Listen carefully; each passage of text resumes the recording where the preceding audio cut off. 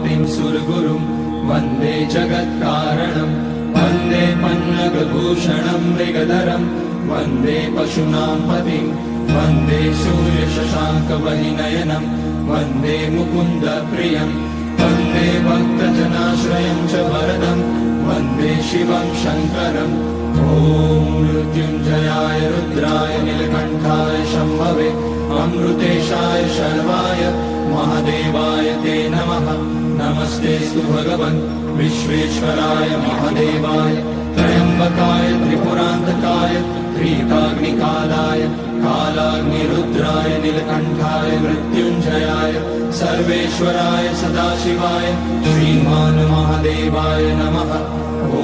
नमः शम्भवाय च मयोभवाय च नमः शङ्कराय च मयस्कराय च नमः शिवाय च शिवतराय च ॐ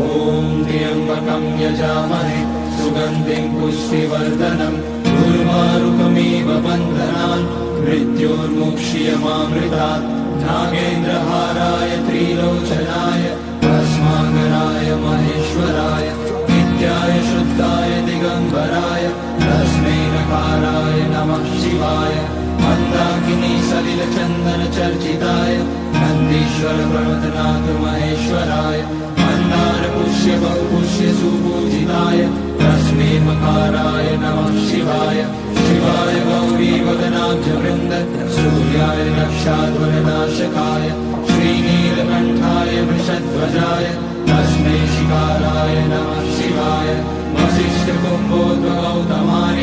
मुनीन्द्रदेवार्चितशेखराय चन्द्रार्कवैश्वानरलोचनाय